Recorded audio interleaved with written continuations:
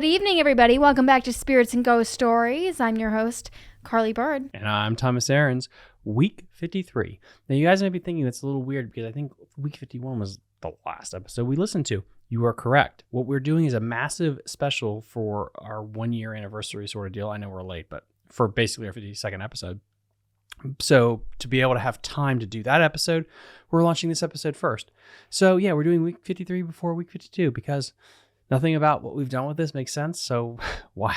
What the hell? Keep with it. Yeah, what the hell? A couple of announcements before we kind of get into today's episode is in October, we are going to be dressing up for the month of October. I mean, it's not going to be like... We would love some suggestions on what y'all think we should dress up for. Please tell us some because suggestions. we do have like 4 whole weekends that we're going to get to dress up in costume for you guys. So that is 4 separate Halloween costumes, and I think we only technically own like 2 costumes each at this point. We need to figure it out. We need to update our costume closet. Now, personally, I was thinking like should we get costumes that match kind of the story? So if we do vampires, we do vampires, like, you know, like Frankenstein, like kind of vibe there, zombies. I don't know. That's an idea. But the point is we're going to dress up. Now, granted, the big cool costumes will be for our big time Halloween surprise, which will be our Halloween Eve episode. Oh, we're not allowed to talk about that? Oh, we're not going to talk about that. Oh, darn it. I was about to give it all away. Oh, thank God you didn't. This has been brought to you by alcohol. Alcohol, the thing that keeps marriages together. But besides that, is there anything else we have on the docket that we need to talk about?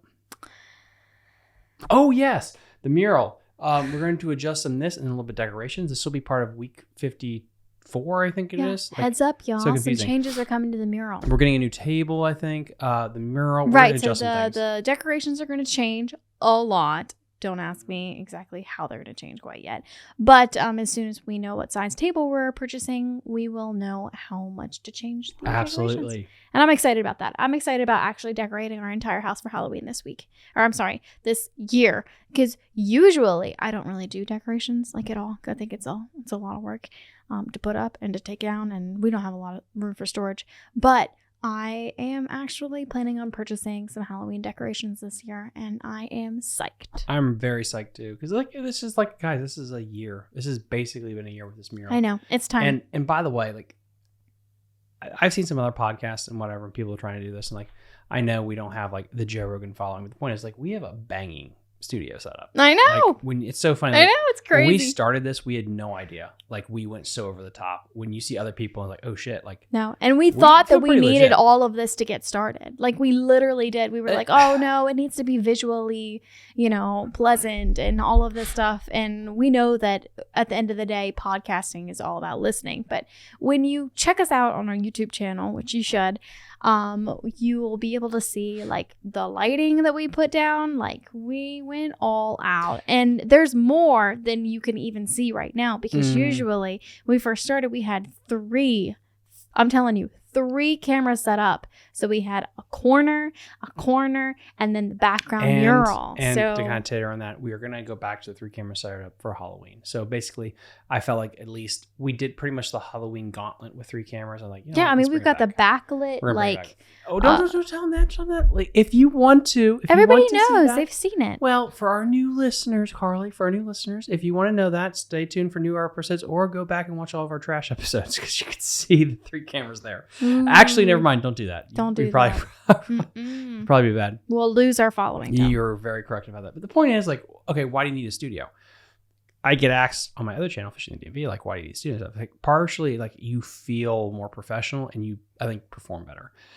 If we did this in a toilet, like in a bathroom somewhere, it wasn't going to work out. We did this one episode in a hotel room, and it was like, it didn't feel really good. It's the same thing when you have a studio and everything else built up, that's like, it's your space. All of a sudden, you're like, oh shit, this is a thing. Yeah. And you bring your game, no matter what time it is. You're like, oh, this is a thing. So I do believe like making that space is kind of important for that. Yeah. But yeah, a year. We basically made it a year. I'm really excited. Really excited for the special. I know. We're at episode 53. 52 is coming in due time. The alcohol of the day. The beverage. The beverage of today. Let's be honest. Today's a Monday, Tom. And we are drinking because I needed a drink. It's been a long day. I need alcohol. Carly, why was your day long? After everything that happened today, it's just work. Work was like long. What happened in work today? It just felt like 8 hours felt like 12 hours. And it was just kind of exhausting. And we are drinking 14 Hands Cabernet. Show it to the camera. Sauvignon. Just like that. Yep. 14 Hands. They're in our little skull mugs, as they should be. And that's what we're drinking tonight. If you guys didn't know, my lovely wife here, she is a sign language interpreter, but she's a special one. She gets equipment. And I didn't say you're like a special needs interpreter. I just meant like she's a special one. She uses her hands and she makes words. It's what they call SNL, or not Saturday Night Live. It's American Sign Language. But I didn't say SNL. I said it's ASL, not SNL. All right, just checking. That's my point. The point is, you make words with your hands and you get paid for it. Mm-hmm. That's pretty cool. Thank you.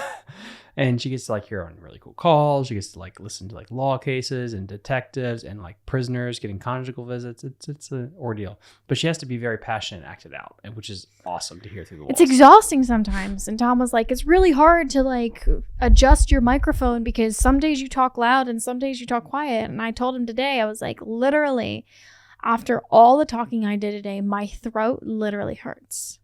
And it's just because like I talked so much. And he didn't understand for a second. He's like, wait a minute, I thought you interpret for deaf people. Like, yes, they wave their hands around. I scream. That's how this job works. And he's like, oh. And then he's like, that makes sense. So I did a lot of screaming today. So my throat hurts. Any crazy calls? It's just been a lot of emotional calls. Yes, there were a few crazy calls. Well, we're talking emotional. I think that kind of gets into today's story, doesn't it? Yes. As you can tell, this is why we picked her to actually tell the story tonight, because she's in the mood. Time now for the tale. Inside Looking Out. Ooh. One late autumn night, with the rain pelting down outside, creating rivers in the streets and churning up the garden soil to muddy quagmires, an elderly woman phoned the police about a ghost in her home. The woman claimed she could hear footsteps walking around upstairs, even though she lived alone. And it was a common occurrence. Fairly sure there was nothing wrong besides an overly worried old woman, but a car was sent to her place to check on her anyway. As the patrol car was headed her way, she told the operator on the line, "There was a man in my backyard staring at her through the glass sliding door." The rain made him difficult to describe, but he was wearing a heavy raincoat with the hood pulled up. Not knowing what to do, and utterly terrified, the old woman just stood there, where she was staring back at the man. She said he stood like that for a few minutes, until eventually turning and disappearing into the darkness of her backyard. The patrol car arrived by the officer's report about 12 minutes after the call was first taken. The officers went to the front door to find the woman shaking in fear, but otherwise unharmed. She said she'd heard the footsteps again after she saw the man, but they stopped shortly before the police showed up. One officer stayed with the woman at the front of the house to make sure she was okay, while the other officer went out to the backyard to investigate the area outside. The officer reported no signs of an intruder, no footprints, or anything else to indicate someone had been in the backyard, and there was certainly enough mud to see if someone had been standing there. Obviously, the officers thought this was strange, but not impossible. Due to the old woman being both poor-sighted and hard of hearing, she might have mistaken something for a figure staring at her. Just to make sure, though, the two officers decided to do a full sweep of the house. The officers checked the lower floor first, wanting to make sure if anyone was coming and going, they'd catch him or her immediately. They entered the living room, where the glass sliding door was to the backyard, and saw a series of muddy footprints entering, then turning and heading for the stairs. The officers asked the old woman if she had been outside at all that day, or if she had any visitors, in an attempt to assign the reason for the footprints to be there. She replied she had not, nor had she had any company. The officers realized the old woman thought someone was in her backyard staring at her, when in fact the man was in her house and standing merely a few feet behind her. What she saw was his reflection in the glass door. Oh, fuck. At that point, the officers heard footsteps upstairs. Knowing they were the only ones in the house, they drew their guns and headed upstairs, believing they were dealing with a break-in. They could not find anyone upstairs. They decided to pull down the attic stairs just to make sure no one darted up there. It was pitch black in the attic, but largely empty except for a few boxes in the back. Sweeping their flashlights around, they couldn't see anyone, and the officers even checked in larger boxes in case someone had hidden in them. The officers were just about to go back down when one officer tapped the other on the shoulder and pointed to the floor. At the back of the attic, there was a short series of muddy footprints, exactly the same as those in the living room. Except they started out of nowhere and proceeded into the wall. They do not get paid enough for this. Where the final step was cut off at the toe. It was an outside-facing wall with no door or window someone could have escaped. Uneasy, the officers asked or left the attic and instructed the old woman to call again if there were any more problems and left quickly. So basically, they just got They got the hell out of there. Like, they just got we don't out get paid of for there. this They were stuff. like, Good well, God. SOL. They received more calls from the old woman saying she was hearing people moving upstairs again, but every time someone searched, nothing was found.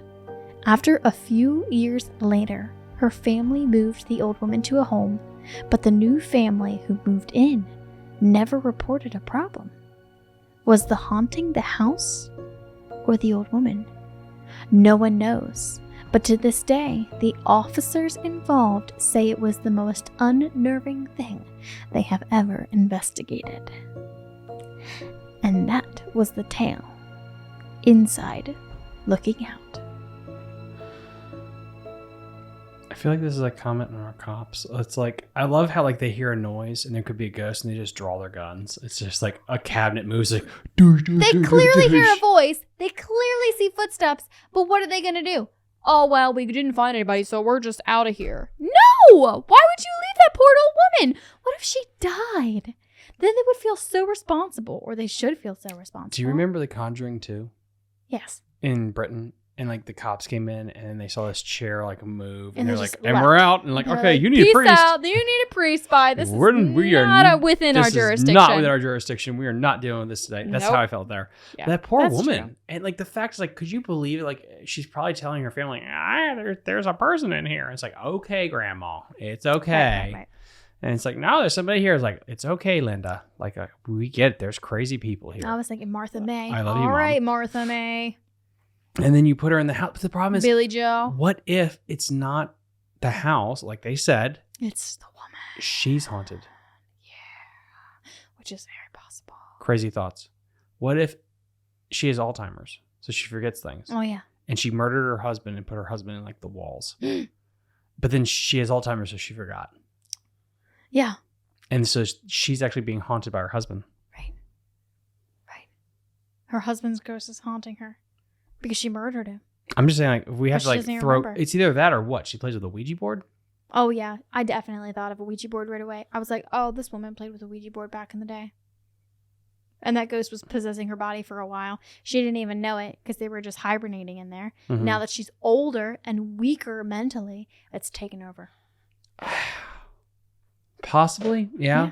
But I just like the idea of like being a cop and being called into some, because like, the problem is like if you're a cop, you're not usually being called into Loudoun County until like I make $100,000, you know, like something like that. Like it's not a nice neighborhood. It's like the drags of society. No offense, that usually is what's going to happen. So you're going into some terrible situations, and then you see some stuff like that, Do you feel more confident if you're a cop or less confident if you're a cop? Less confident. I feel more confident because you have a gun, you have a badge, you have like... They weren't trained for supernatural. No, but I'm saying, would you rather be a cop and face a supernatural thing or like be like an average Joe?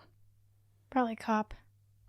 You see what I'm saying? Like, that's why I was like, okay, maybe, I don't know. Like, I don't know if that makes it better or not. Maybe. I mean, it should make you better. You have a little bit more training. I mean, athleticism. Yeah, exactly. I think that should make things a little bit Problem better. is you've got more rules you have to follow, though, as a cop. Whereas if you're not a cop and you still have a gun, then at least you don't have rules to follow. You're not going to get fired. Yeah, I guess.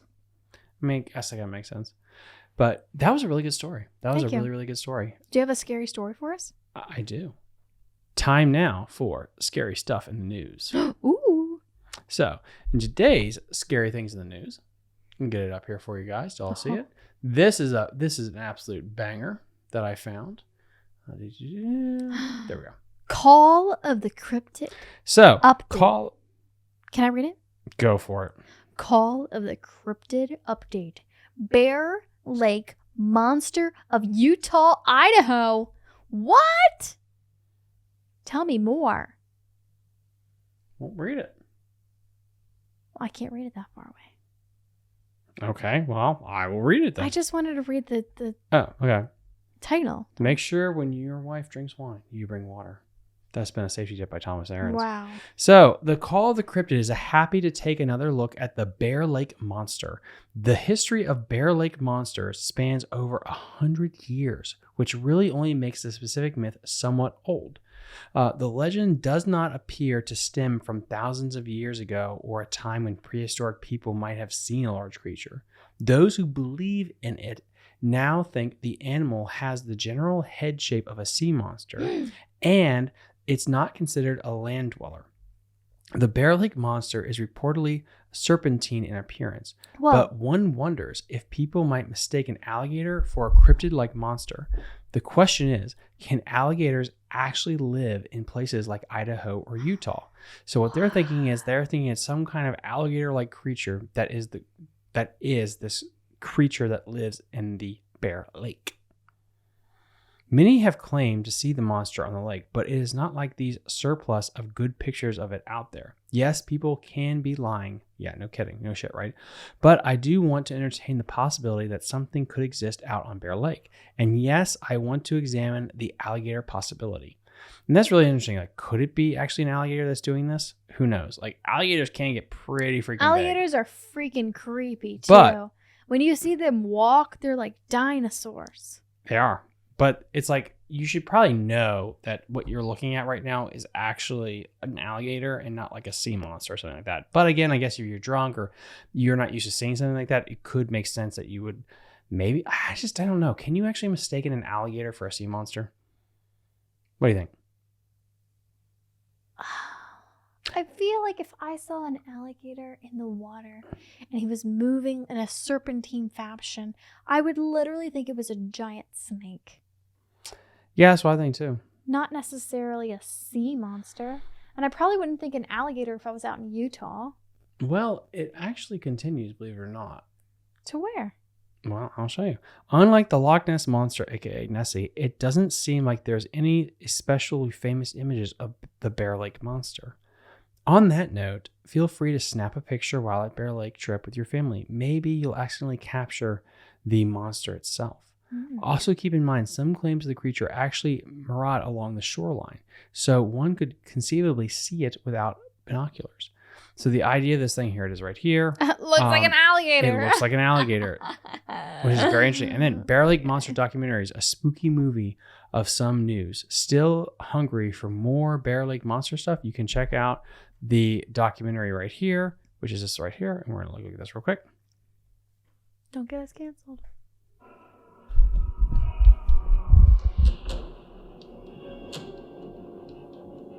Viewer's discretion is advised. Lost tapes.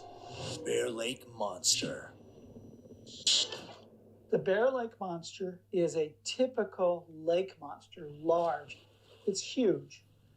The initial sightings that were conveyed was of a beast that was brown in color, looked like a walrus. A walrus? A walrus? Well, maybe that's why they called it a monster and they didn't assume it was an alligator because it was so large. How the hell do you get a walrus and an alligator messed up, though?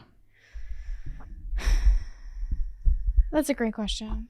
I'm sorry. I think a walrus and an alligator, I don't care how much Can't wine. walruses be like 12 feet long, though? I guess, but you don't think they look different? I don't care how much wine you give your wife. In the if water. they mess up an alligator and a walrus. In the water, they porpoise through the water, right? I do not think a walrus and an alligator porpoise. I'm No, pretty sure an that's not alligator there. doesn't porpoise, but a walrus does, which is why he described a walrus, maybe.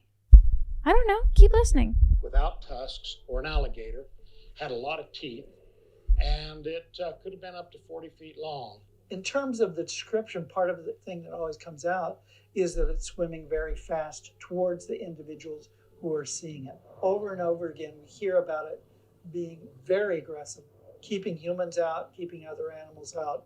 The personal theory that I have is that it may actually be a holdover from the Ice Ages.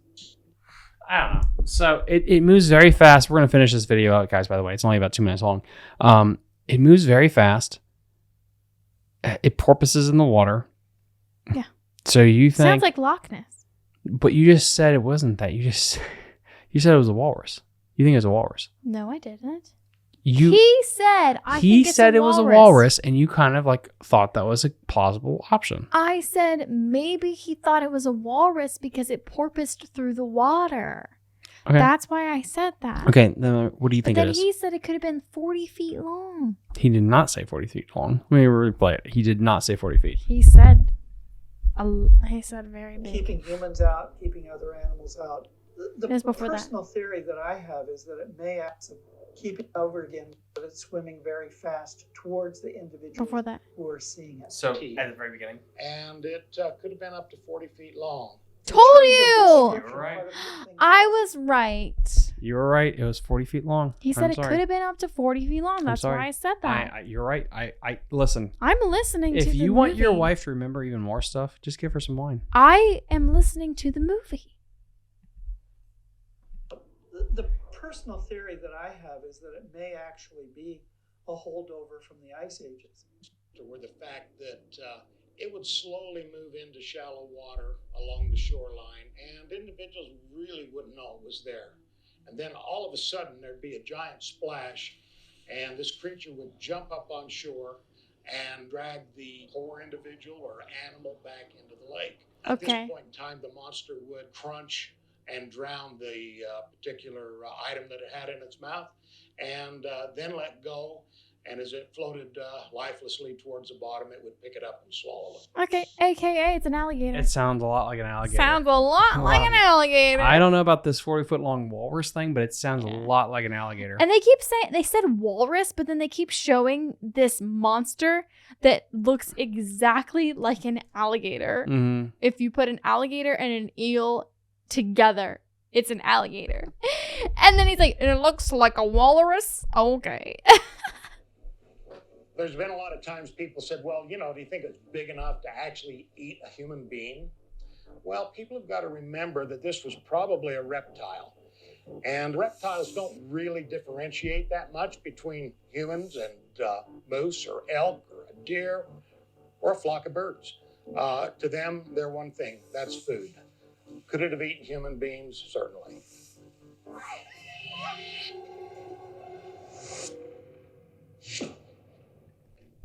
I don't know about that. I don't know about that, guys. What do you think? Do you think this thing was actually an alligator? Do you think it was a 40-foot walrus? Do you think it was a serpent? Idaho. What in the world is out there in the water that they think is 40 feet long? I think it could be an alligator, a crocodile. That could make sense. I guess it makes more sense than a freaking walrus. What's the weather like out in Utah, Idaho? It's fucking cold in the wintertime. So then what does the alligator do? Well, I thought they don't really withstand those types of temperatures. no, they actually, I'm glad you brought that up.